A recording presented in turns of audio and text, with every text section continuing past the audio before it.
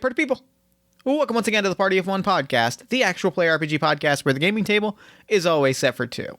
I'm your host as always, Jeff Stormer, and this week on the show, I am joined by my good friend Scottye Moore for a game of Called in the Ring by Christine Carmack. Called in the Ring is a game about my favorite topic in the world, professional wrestling. It is a two-player game in which each player takes on one of two roles in a highly anticipated title match. Either the jobber, someone destined to lose every match but whom just might pull out this one big win, or the reigning champion who has to defend their reputation and their title against this suddenly competent oncoming challenger. Will you struggle against each other to win the favor of the crowd? Will you work together to put on an incredible show? Anything is possible as long as you keep track of your heat. Called in the Ring, it was an absolute blast to play. I loved it so much. I had so much fun playing it. I think you're really going to enjoy listening to it. You can find more information about Called in the Ring in the show notes. Scottye, in addition to being a fellow wrestling fan and producer of some wonderful wrestling-related content, is a relentlessly prolific podcaster, one of the heads of the BS Podcast Network, which houses just a million different podcasts ranging from shows about pro wrestling to pop culture to one particular show that I want to shout out because it's got a time-sensitive thing that I would love for you to act on. And that show is The Many Adventures of Sammy Magic. The Many Adventures of Sammy Magic is a fully improvised retelling of a delightfully cherished children's book series about a young wizard whisked off to a magical academy. The only differences between this story and a series of books you may have read is one, this podcast does not put money into the pockets of a notorious transphobic asshole, and two, they actually make these stories good. Now, the reason I mentioned that podcast specifically is because The Many Adventures of Sammy Magic is up for several Audioverse Awards, and nominations for the Audioverse Awards, or finalist voting rather, runs through December 5th, so I would love for you to listen to this episode. I would love for you to go check out The Many Adventures of Sammy Magic, and I would love for you to go vote for it, as well as a bunch of other shows by friends of the podcast, including things like Horror Borealis, Campaign Skyjacks and Campaign Skyjacks Courier's Call. A friend of the show, my best friend, Aaron Gaetano Saez, is nominated for their performance as CC Witwick in Courier's Call. A bunch of wonderful shows are nominated. I would love for you to go check out the Audioverse Awards. You can find a link to that as well in the show notes. And now one last technical note before we dive in, and that is that this episode is once again brought to you by Boldly Go, currently on Kickstarter. Boldly Go is a science fiction role-playing game of diplomacy, problem-solving, mysteries, and exploration. You take on the roles of highly trained officers of Space Fleet, in command of a starship that you design and customize. On behalf of the Stellar Alliance, you traverse the galaxy, set a course to distant star systems, wander alien planets, search for new species and cultures, and travel bravely to locations that few have ever visited before. Now, you've heard me talk about this game for a few weeks. I've read it over. I really like this game. I like how it handles. I like how it captures that very specific, goofy, optimistic Star Trek energy. I think it is a well-done game that hits exactly the genre notes that it wants to hit, and I think that if that is a style of storytelling you enjoy, you will really love checking out this game and really love the way that it captures that feel so specifically and wonderfully. It is in its final hours on Kickstarter. It is fully funded. It has already hit some stretch goals. Go, back the game, get your copy, help make this wonderful thing a reality. Check out Boldly Go currently on Kickstarter. You can find a link to that as well in the show notes. Oh, and one more technical note, my audio is not as good in this episode as it usually is. Audacity, played a little trick on me that it loves to play, where it subbed out my shitty laptop onboard microphone for the nice USB microphone that I'm recording on right now. So I sound a little fuzzy. I'm not quite up to my normal audio standard, but I think it's still a great episode. I think you're going to enjoy it. I just like throwing in that disclaimer. And on that note, let's throw it over to me in the past so he can get started with the show. Take it past me. Thanks, future me. This week, I am very, very excited to be sitting down with Scottye Moore. Scottye, thank you so much for coming on Party of One. Oh, snap, it's time. It's time to go. It is time to go. I've been jazzed up for this for at least the last 24 hours, and not only because we were supposed to record this yesterday. I've been real hyped for this exact recording for a good long while now, so expectations are high, is what I'm trying to say. Oh, yeah. No, I can do it. It's okay. It's wrestling, so it's like, I'm good. Yeah. What I like to do before right at the start of a recording is really set the stakes high so that we both feel like we're ready to disappoint. That's where it sets the stakes high for me. Well, I mean, you're making me So, come up with a wrestler, which is kind of what I just already do in general. So I'm like, same. okay. We're on the same page here, so I feel like this is going to be an effortless recording for the both of us. Real quick before we dive in, why don't you take a moment and let the lovely listeners at home know about anything you've got going on that you might want them to know about? Well, I already do like 7 different weekly podcasts, including The Mini Adventures of Sammy Magic, which is a dramatic, improvised retelling of a story about a boy wizard, a boy who may have lived. The only difference is there's a lot less transphobia and racism, and also less bad storytelling. But Fair. since we're on the wrestle thing, I also run the Fight Boys YouTube channel, which is part podcast, which we do the Fight Boys news podcast. We review all of the weekly shows, but also we have our own wrestling organization called JWF. We do a weekly audio drama. It is the only audio drama that is strictly just wrestling. So imagine everything you'd get from Monday Night Raw, except written well, in audio drama format. So we do that. We have a developmental territory called JXT that we do that's basically where we test out characters, and we do that in WWE 2K19, and I also host a series called Developmentally Unstable, which is very similar to the McElroy's show Monster Factory, except instead of doing different video games, we only do WWE 2K19, we just make 2 wrestlers and make them fight it out, and then put them in JXT, and if they're good, like our good boy the Jebadook, who is the son of Slender Man and the Babadook, he gets to stick around. But if they're really crappy, like Mad Turkey Mike, which was the gobbledygooker suit with a creepy baby head, we try to kill them. And luckily, we finally did that. So that's all my wrestle stuff I do. That sounds. You know what? If you're approached by a gobbledygooker suit with a baby head, you try to kill that. Like, that's just how that works. That is pretty straightforward logic in my book. And then he started winning matches, and I'm like, shit, no, that's not good. It's not good. I don't like any. See, because I think the only thing worse than the premise of that on its own face is a gobbledygooker with a giant baby head that's also good at fighting. Yeah, no, like that's the amazing thing about JXT is we will have joke characters who somehow turn out great. Like we made one and we just hit randomize and it looked exactly like an adult version of Bobby Hill, and we named him Robert Hill. And then he started fucking winning constantly. Like, every match Robert won. So now we're like, okay, I guess he's our Brock Lesnar. That's what we have to do with this guy now. What else can you do at that point? Yeah.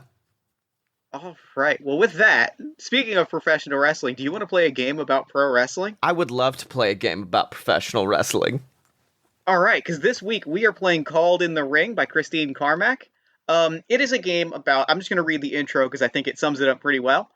2 people enter the ring, but only one leaves a champion. One of you is booked to lose this match, as you have been for the past dozen matches, and your opponent is trying to maintain a record-breaking championship run. Tonight, though, that all changes. You are going to win, or at least you're going to try to. So it's the Montreal Screwjob or the opening of Ready to Rumble is what's happening. Yes. One of the two of somewhere in that head space is where we should be at. You know, those two very similar things. Yeah. It is a role-playing game for 2 wrestlers, a jobber and a champion. The jobber is resisting the odds to try to win this match, while the champion needs to maintain their hold. So the first question, do you want to play a jobber or a champion? You know what? Since this is, of course, a dice-based game, I'm just gonna roll 1 to 5 jobber, 6 to 10 champion. Right. I am a champion. I rolled an 8. Excellent. So we're each gonna create a wrestler. I have been thinking about this for days now. Like, I've been really sculpting it in my mind, so I can introduce my jobber if you'd like. Okay, yeah. Job me up while I go through my list of gimmick ideas. All right, so today I'm going to be playing Slugger Troy McGinsky. Slugger is, on the surface, a baseball gimmick. Like, he wears the baseball shirt and a hat. But more specifically, the gimmick that he has embraced is that of the look that he has and the energy that he has embraced can only be described as, like, 70s 70s ass 70s wrestler. So that sort of like thick and burly, very huge chin, looks like he would appear on not like a successful Topps trading card, but like one of the other ones that you get if you were to spend a quarter on a Topps baseball card pack. So that you would then throw away. So you've made Dasher Hatfield. Is exactly who you've made. Very big Dasher Hatfield, except not as neither as friendly and amicable as Dasher Hatfield when he was a Technico, nor as serious as when he was a Rudo. Not a very good professional wrestler. Yeah, not a very good professional wrestler. Big. If Matthew McConaughey were to put on a Dasher Hatfield mask, that's the energy that Slugger Troy McGinsky's bringing to the table. Now, so wait, if he's like Matthew McConaughey, is he like a southpaw, or is he all right? All right. Bringing in big 70s chill vibes. Yeah. Mirrored shades. Okay, I'm going through mine of like different people. Now, one is the skinniest man alive, but I don't think that's a. I'm stuck between two, and one is just like, imagine a Alberto Del Rio or a JBL, but they're full-on American Psycho. So it is not, okay. It's like, I have money, but really it's more I'm a cold, calculated murderer. Or the alternate is just a YouTube fuckboy. I hate that no one's embraced the influencer thing. I guess the closest is maybe Sammy Guevara or maybe Kip Sabian of kind of. Sammy Guevara is literally a YouTuber and also literally problematic, and so has embraced the spirit of being a YouTuber in the most thorough way possible. Because it turned out also a scumbag. So like, it turns out like he was really truly just embracing a level of YouTuber that none of us expected. Yeah. I kind of really want to go up against an American Psych. Like, that feels pretty good to me. Okay. No, so now I gotta come up with a. I guess Bateman is the last name, but I can't be Patrick. Hold on, I'm just gonna Google fancy lad first names. Always a good thing that you want in your search history. Oh my god, the first one that came up is great, and it's Alistair Bateman. Alistair Bateman is a good name. Right? That's a good wrestler name. I'm putting that in the because like I'm gonna make Alistair Bateman on developmentally unstable now. Like it's now just gonna have to happen. I'm here for this. It's such a good name. Okay, where are we? How did old? I almost called him Dasher Hatfield, but what was your name exactly? Slugger Troy McGinsky. Slugger, and then Troy McGinsky is the actual name. So how did Troy end up getting this match? Oh gosh, Troy. It was a build. It was a very classic build where Troy has been losing for a very long time. Mm-hmm. And kind of cut a promo in the ring a few weeks prior where he had said like, I got one more at bat. If I don't score a grand slam, then I'm walking off the field forever. And like by sheer chance, like it was set up. It's one of those like, if I can beat these three people, then I'll get my title shot and I'll get to see if I can run for home plate. Okay. And has scored like fluke wins over several other wrestlers. Like they've all been none of them have been like decisive, right? Like it was one of them was like a quick roll up, and one of them was wrestler slipped and got locked in a submission hold because they messed up a move and got locked in a submission hold. And it's all been very like the storyline leading into this is still like, can he take this home? Can he score the grand slam? And can he actually decisively win? Like, has all of this been a series of random flukes that have put him way out of his league, pun intended? Okay, and this is built up. Would you say this is a WrestleMania, a Survivor Series?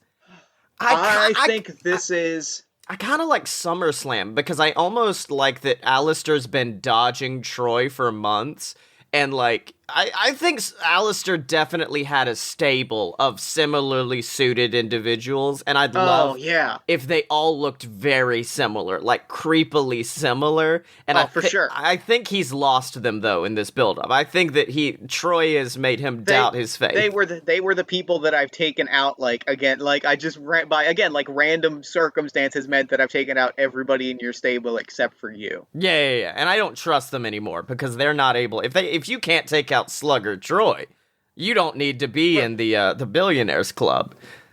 The Billionaires Club is a good name. I definitely love the idea that they all look eerily similar. It reminds me of, partially because we just watched the entire series, The Investors from the Venture Brothers, like creepy suited vampires.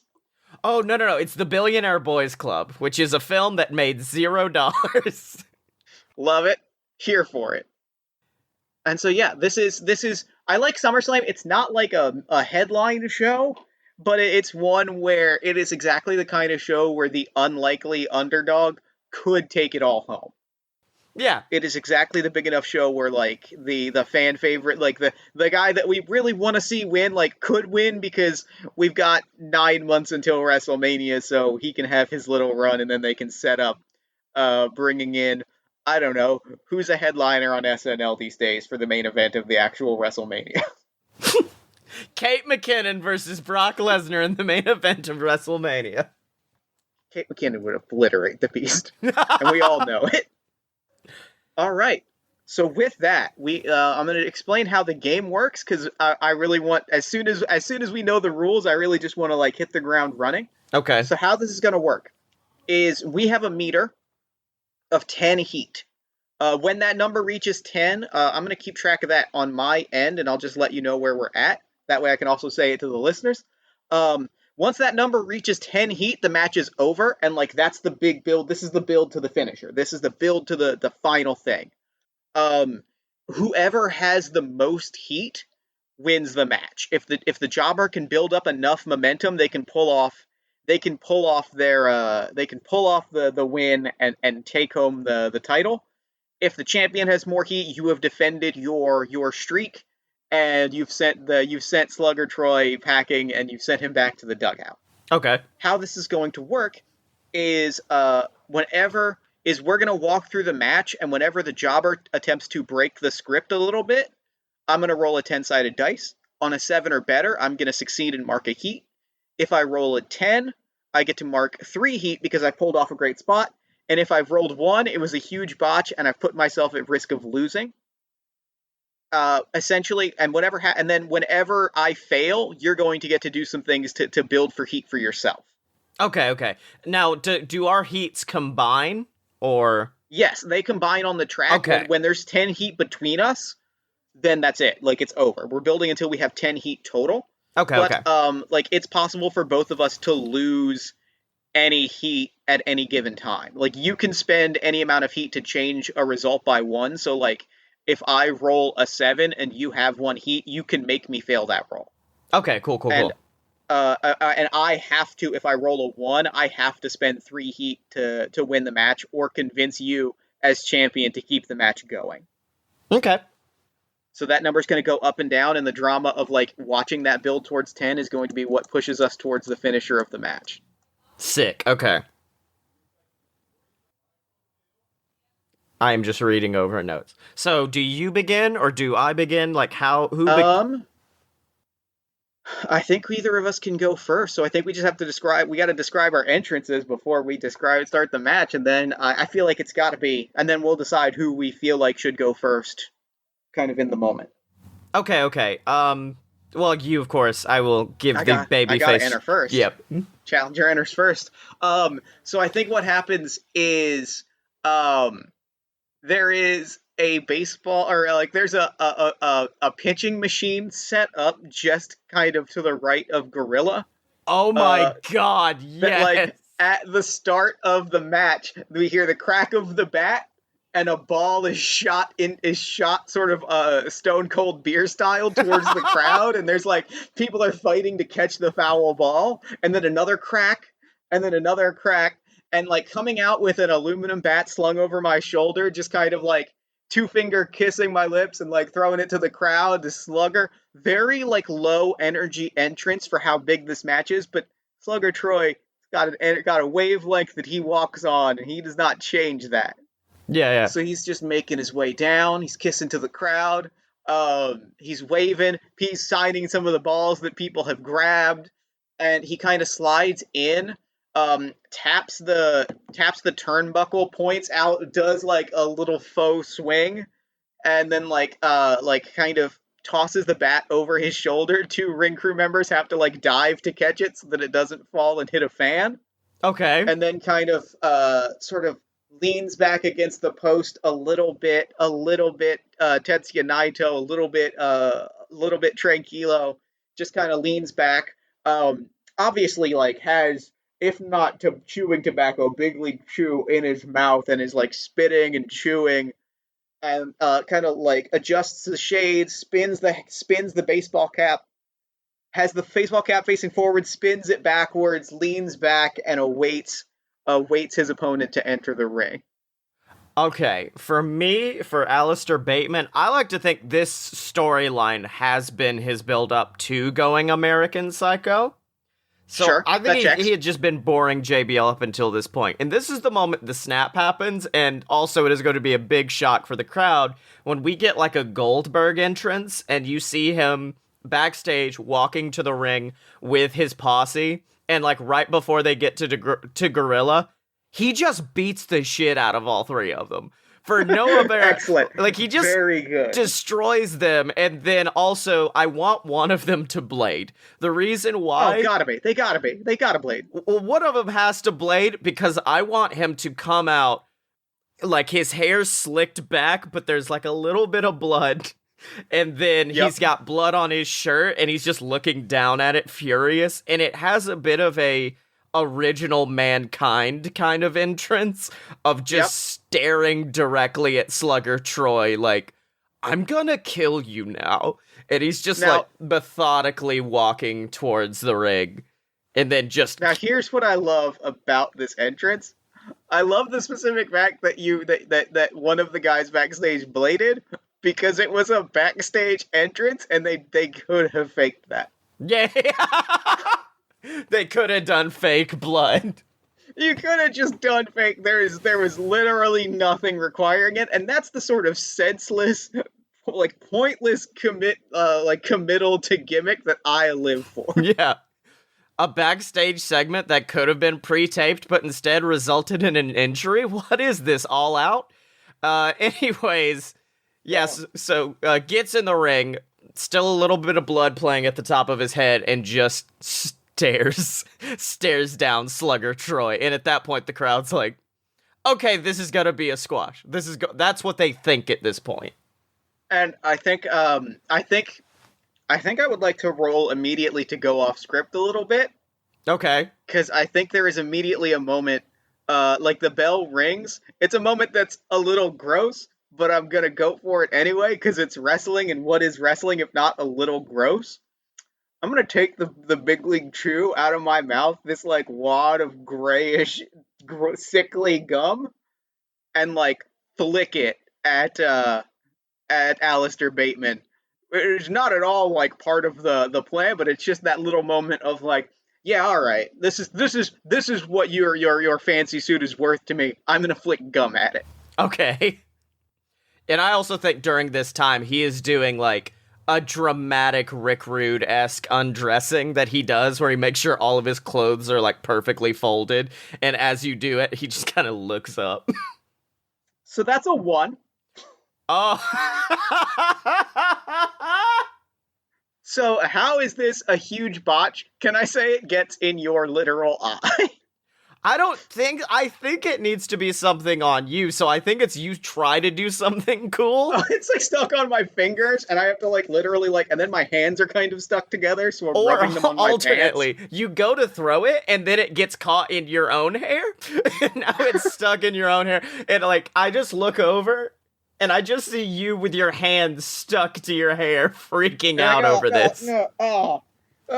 So, I have to convince you as champion to keep the match going, and I feel like that's at least pretty easy here, because like it's just the start, which means like if you don't continue this match, you won't get to beat the ever living hell out of me. Yeah.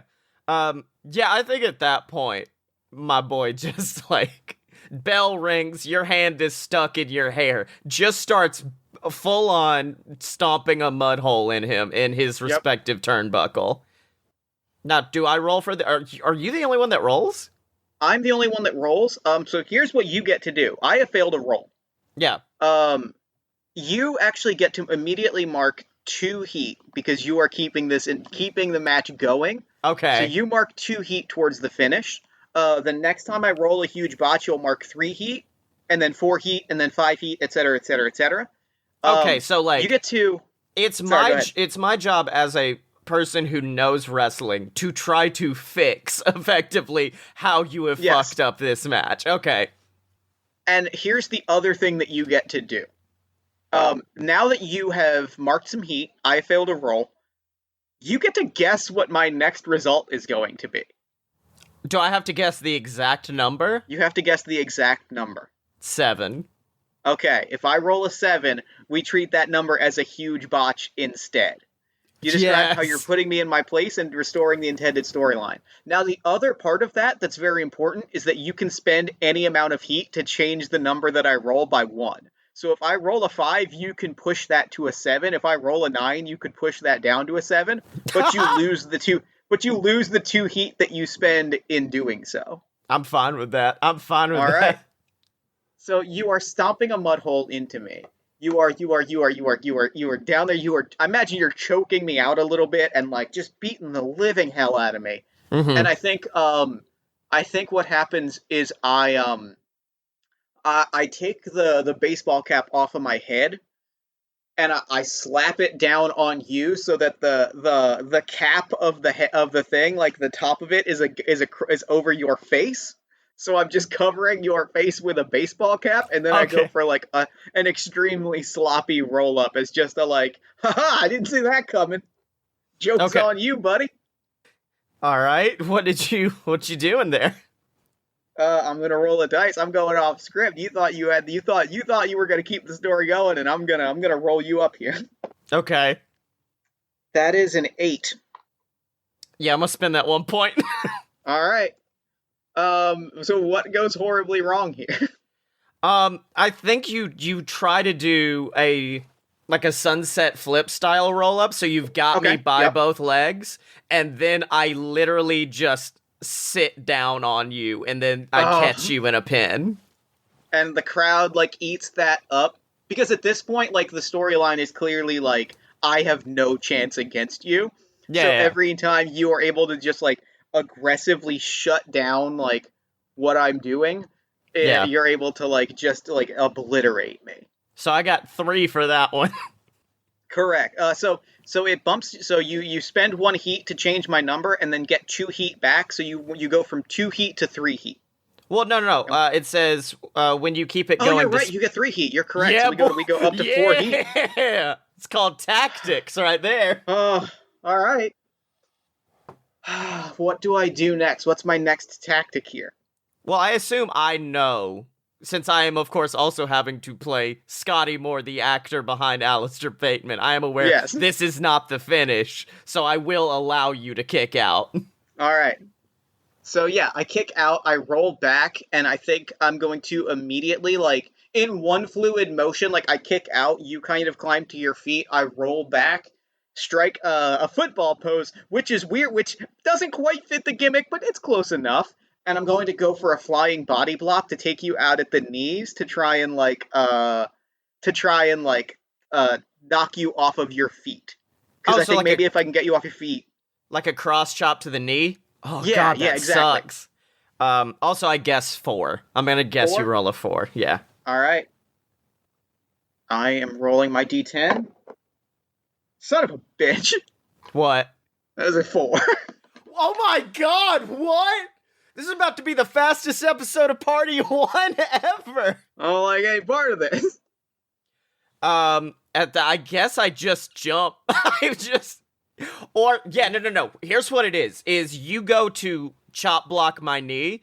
I literally just pick up, and this is gonna show when we recorded this, but Asuka did a match recently against Zelina Vega where she kept trying to take out the knee, and Asuka just kept pulling up the leg and laughing at her.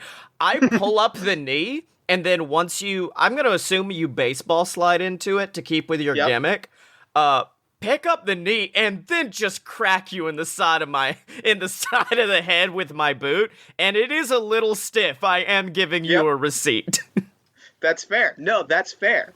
And I think that you do that, and I'm reeling at this point, because, ow, that actually hurt like a son of a hell.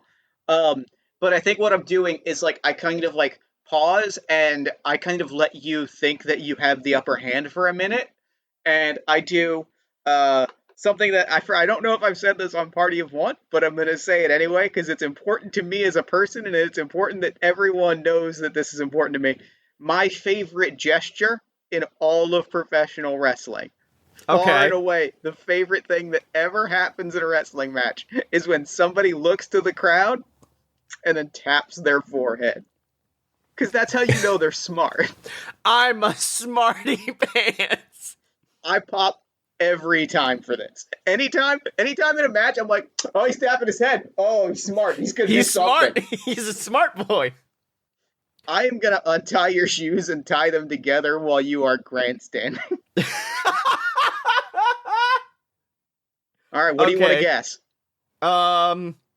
6. That is a 10. So. Oh, great spot. Oh, wait, but I could do 3, give up 3 heat, pull it down to. Oh. You would have to give up 4 heat. And you would get 4 heat back. No, I'd get 5, wouldn't I? You'd get 5, so you would only gain 1 heat out of this if you did that. Yeah, but that would put me at 9 heat. That would. I don't feel like it's possible for old Slugger to come back. We may have to do a second match here. Actually, no, no, this would be the end if you pull this off. Because it would take us to 11 heat combined.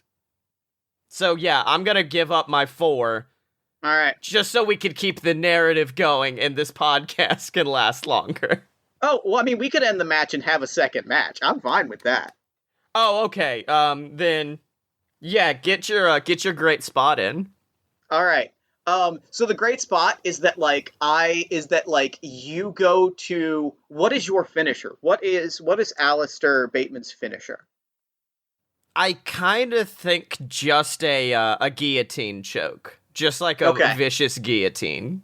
Do you do a taunt before do you signal for a taunt before you lock it in? I'm trying to think of what it would be to kind of fit this American Psycho aesthetic. Unless it would just be, hold on, let me make sure I know exactly the body positioning for a guillotine. So I can make sure. Yeah, I should also know that. That's the front. Okay, no, it's a reverse guillotine then. So imagine the setup for a Crossroads, except I'm just wrenching on the neck. So I think he just kind of squats down and stares at Slugger from behind as Slugger gets to his feet. That's his taunt. So I think you go to rush at me and immediately just faceplant, right? Okay. And I go and grab you and try to sort of go for a little bit of an alligator clutch, because I'm just I can grab your knees because you're sort of face first, ass in the air, and I just grab your knees and plop down. And Jesus. It is a 2.9 count before you're able to kick out and in one fluid motion lock me in the guillotine choke. Okay, yeah, that works. Just a very, very quick moment there. Yeah, it's one of those match endings where it has the energy of he still comes out looking like a star because he was so close. Yeah, Troy he got came very, so very close. And it was kind of a change in character because he's always kind of been sort of well, I'm gonna go out there and I'm gonna wrestle, but this was sort of the debut of his sort of Yano gimmick of I'm just gonna cheat and try and outsmart him. You've made baseball Yano. Baseball Yano. Yeah, so this is sort of the debut of his new cheater gimmick because he's well, I tried out wrestling him and it didn't exactly work, so I can try out cheating him. Yeah. And I think I lose the match, but I think like for Troy, it becomes a new chapter of his career. And I will say, I do believe Alistair Bateman after the match. If we do we want to do another match with him, or do we want to make another new wrestler? So what I would love to do, what I would love to pitch to you is I would love to play Alistair Bateman in a later match and Oh, have you okay. create a jobber. Okay, then firstly, after this match, I do think. Oh wait, you said the bat was metal. Never mind. I was gonna say Alistair. It can be worked metal. Okay, well no, Alistair Bateman beats the shit out of Troy with his own bat, then snaps it over his knee. See, and that's much cooler because it's a fake metal bat, so it's like, oh my god, he broke a metal bat. He just broke a metal fucking bat with his knee. And like for the live crowd, like they could tell that it was hollow and like it just kind of crumbled, but like they didn't. The way they shot it, it's just in such a way that you're like, oh my god, they broke a metal bat. Was that bat made of porcelain? I didn't know that was a thing you could do. Poor Slugger Troy. I love him a lot, and I wish good things for him. There was a moment where I was like, oh no, I messed it up. I'm about to have 10 points. Oh god. So, yeah, I think so. The legendary streak of Alistair Bateman with his new American Psycho character continues. Okay. I think what happens is over the next several months, like, the Billionaire Boys Club, like, comes after me. Like, they try to evict me, and it's just, like, you know, brutal squash matches, right? Like, and in between each one, like, the suit never changes, and it's just getting worn. Like, there's just an elbow missing, and, you know, tears on everything, because I'm not, like, and it's just showing this, like, this appearance of, like, but I still wear it in the way that is like in the way of like a proper businessman. Like it's not that I'm losing track of my appearance. It's that I'm simply like I simply like have stopped putting on like it's this mixture of like I look disheveled, but I'm still affecting that I'm still this like this proper businessman. Yeah. Okay. God, Alistair Bateman's just such a good character. I'm really here for Alistair Bateman. Like, all right. Well, then after this big storyline, I think the Royal Rumble happens. If we're gonna do this, yeah. Like this led to Survivor Series, and then Royal Rumble. I want to debut one of my own personal characters from my own shows. Okay. And it is the Hammer Man. Okay, good. He's just a masked boy. In fact, so we had a group of guys named the VWO. They were the Vape World Order. Then we beat them in a match at Survivor Series, and they got kicked out of the company. Well, one of them came back under a mask called the Hammer Man, and we loved him so much, we just have kept him around. He's just a big bearded boy with a mask on, and he loves hammers. So I'm going to bring in the Hammer Man, and he wins the Royal Rumble out of nowhere. No one expected him to show up. And now at WrestleMania, Hammer Man versus Alistair Bateman. Now, can I throw out a detail for the Party of One version of the Hammer Man that feels appropriate here? Is it the fact that he's actually Slugger under a mask? Slugger Troy under a mask? It only feels right. Okay. But that's not revealed until after if he beats him for the title, after he beats him, he takes it off and it's Slugger Troy. Oh, I love the idea that if he loses, like, Slugger Troy shows up the next night and they're like, was it you under the mask? I don't know. No, it wasn't me. Wasn't me, I guarantee it. That was the Hammer Man. That was the Hammer Man. On the posters. I love the Hammer Man. He's great. Well, why isn't he here tonight? Shut up. I don't know. Probably has to work his hammers. Okay, Hammerman versus Alistair Bateman. This is a and what's bad is the fact that I know I'm going to put this into Alistair Bateman into my own shows, meaning this is a real main event that might happen one day. Good. I'm excited for this.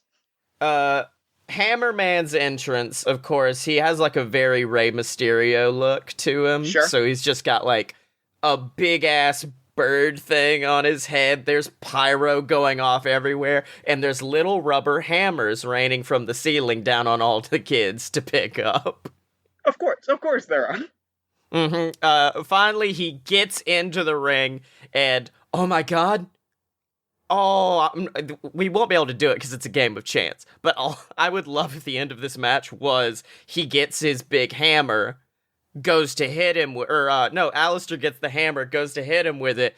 The hammer sticks into the ring. He pulls it out. It's a baseball bat. Boom! Slugger grabs it. All right. Let me ask you an important question. Okay. This is a music question. What's the worst Genesis song? Oh, shit. I don't know. Why? Is that what you're gonna say for... That's what Alistair's gonna come out to. Shit, I only know good Genesis songs. I did... Okay. You know what song I think it is? Because it's a song that I actually enjoy, but I also recognize that it's objectively kind of bad. Yeah. It is the Phil Collins, Can't Hurry Love cover. Oh, because I mean, if we want to go really on the nose, we could just do Hip to Be Square, and that's what he comes out to. Or I think we got to lean into the gimmick. It's got to be Hip to Be Square. Okay, and of course, shocking no one, Hammerman's entrance music is a heavy metal remix of You Can't Touch This. Of course. And so, like, the crowd's all waiting, and then the lights go out as you hear, "Stop! Hammer time!" Yeah, exactly.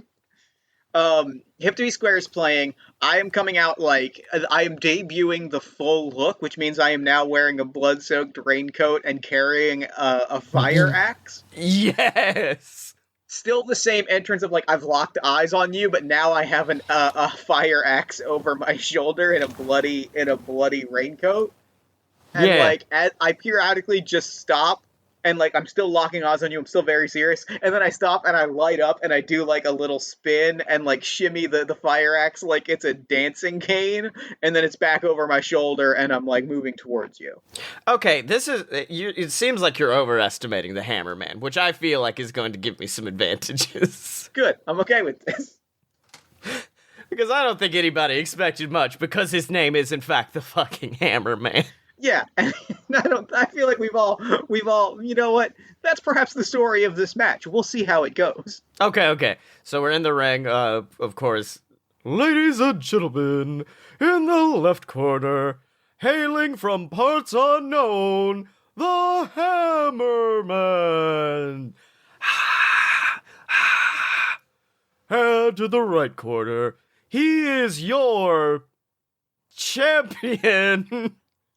He is the American Psycho, Alistair Bateman. And I get halfway through the intro, and I've bum rushed the ring announcer, and I'm now beating them down, and I throw them out of the ring and call for the bell to ring. Okay.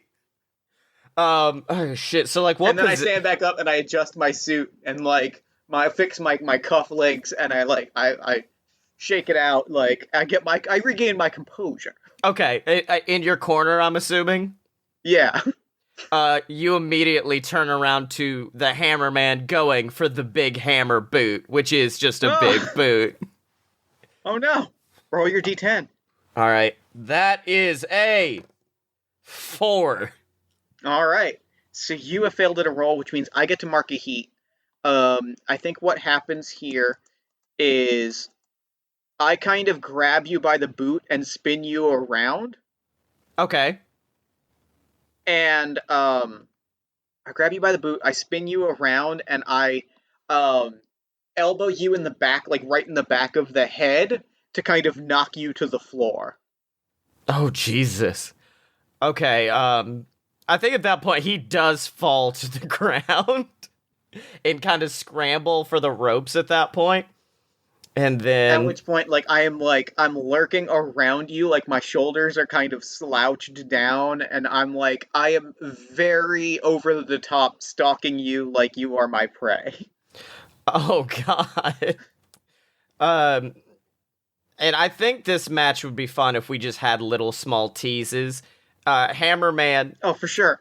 Yeah, Hammerman rolls over and sees you stalking him and spits at you, but he does spit gum. But only people would think about it. So spitting the gum.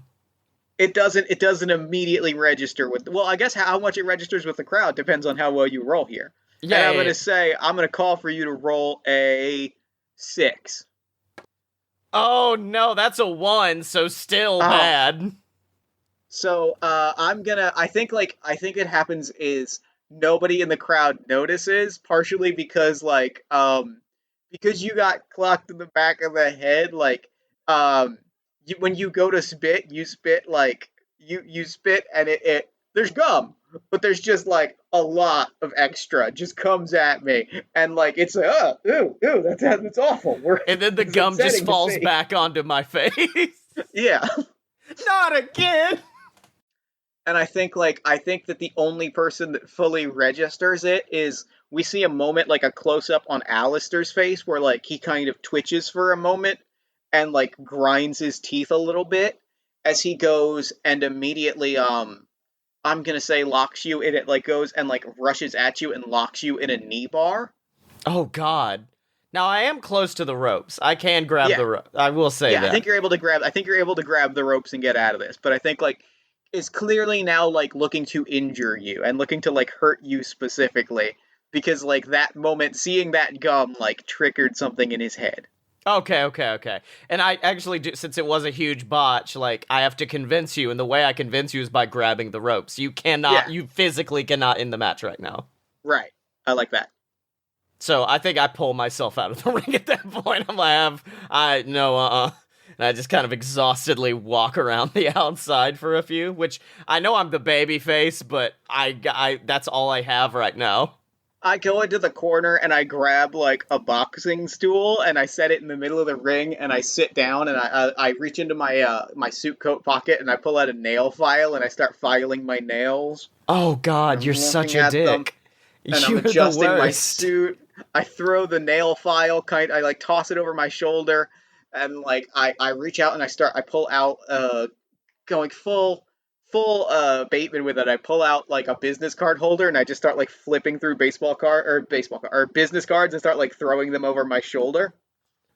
Okay, just waiting for you to get back in the ring. I think at one point you do actually do pull out a baseball card and you stare at it and the crowd's like, oh, and I rip it in half. It's a game of mental chess as well. And I think as you are distracted with the baseball card, I get in from behind you and try to hit a running knee strike to the back of the head. I'm going to say you're going to roll an 8 here. 9. Are you willing to spin that point, or are you going to let me clock you in the back of the head with a knee? I'm going to let you clock me in the back of the head on this one. Okay, you get cracked in the back of the head. The stool falls over. Hammerman just throws it out of the ring and starts rubbing his face in the business cards. How many heat are you at, by the way, so I can keep track? I'm at 1 and you're at 1, so we're at 2 heat. Okay. Yeah, just continuously is like rubbing his face in the business cards, then gets back in the corner and starts pounding his chest, getting ready to try for the hammer boot again. And I climb up very like almost too obviously, like climb up and like I'm holding on to the turnbuckles and I'm doing kind of a ladder match climb where it's just grabbing one rope at a time, and I get to my feet and I turn around just as you're running at me. Okay, let's see if that works. What you guessing? I don't guess here because you succeeded. Oh, really? So like all of this is happening? Yep. All right, I clock you with the big hammer boot then, and I go for a early pinfall, and I assume you kick out at like 2. Yeah. But it is a very big shock. What do you roll? Let's see. That is a 2. So I don't have a heat, but luckily. So I get to mark 1 heat, and I think what happens is you clock me, I go down, you go for the roll up, and I do one of the ballingest things that is possible in wrestling. Shout out to Daisuke Sasaki in DDT. Do the kick out into the crossface. Oh, I love it. In one fluid motion. Best it's the coolest thing in the world. So I kick out and just immediately like float backwards and lock you into the crossface. And I'm just like, tap out right now or I will snap your neck. I'm trying to think of positioning now at this point. I think a la Daniel Pooter almost tapping out Kurt Angle, I am going to try for another roll-up. So, like, you've All got right. me in the crossface, so it's the pick-up, roll-around, Yeah. roll-up. Yeah. See if you snap my arm. And I'm gonna say you're gonna roll a 7 here. Nope, it was a 4, so I'm still in this crossface. How all right, well then I'm gonna mark a third heat. I'm hoping to get you within huge botch range, but just outside of that. Yeah. You pick me up, but that's exactly what I needed to like lock you into a Cobra clutch and hit you with a Cobra clutch slam to put you onto the floor.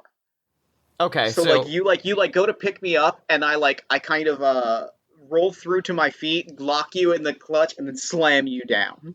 Oh, Jesus, that is painful.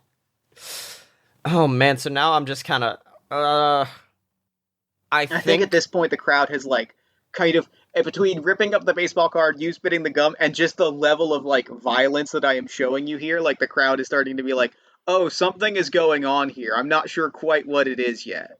I try to kip up. I try to no-sell what you've just done to me. That's really good. That's really very good. Shame you're going to roll a 5, though.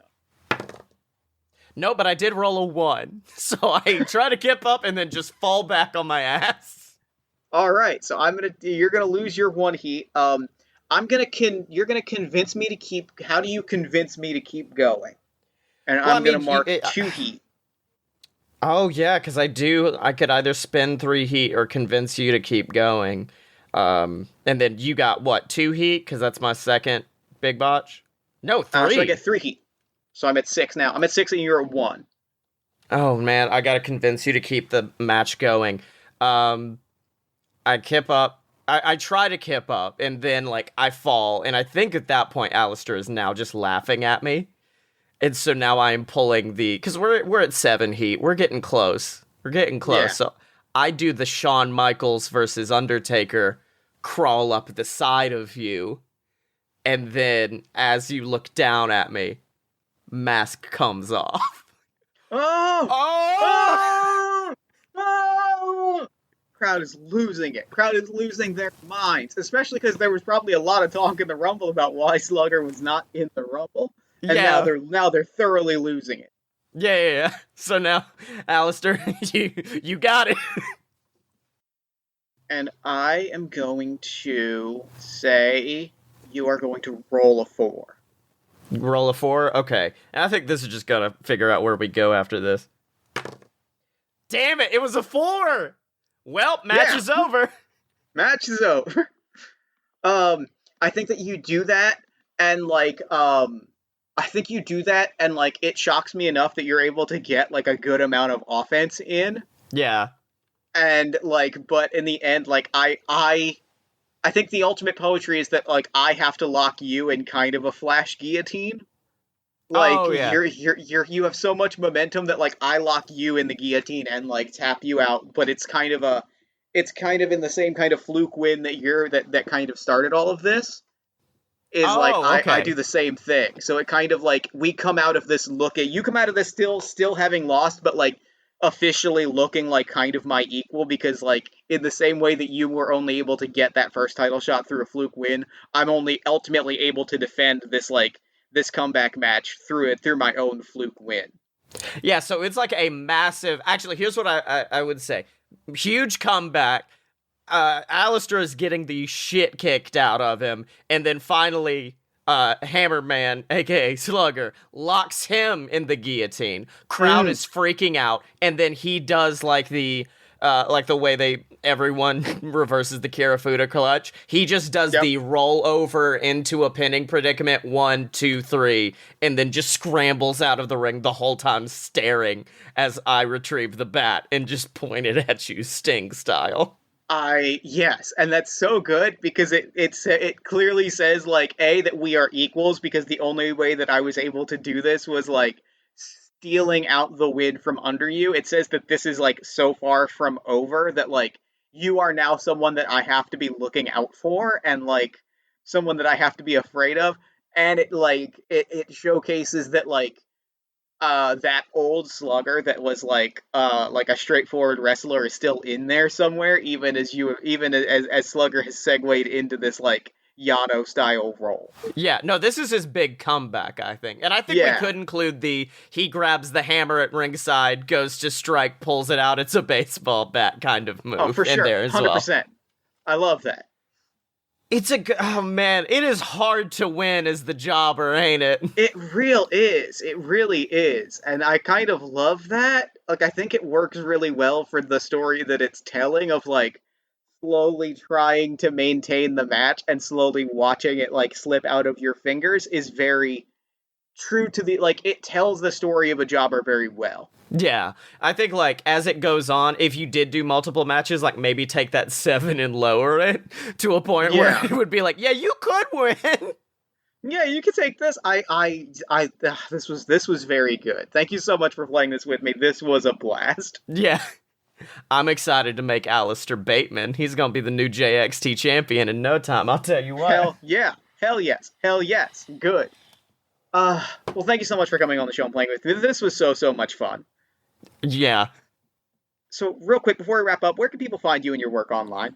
If you want to follow me on Twitter, you can at Scottye Mo. That is spelled SCOTTYEMO.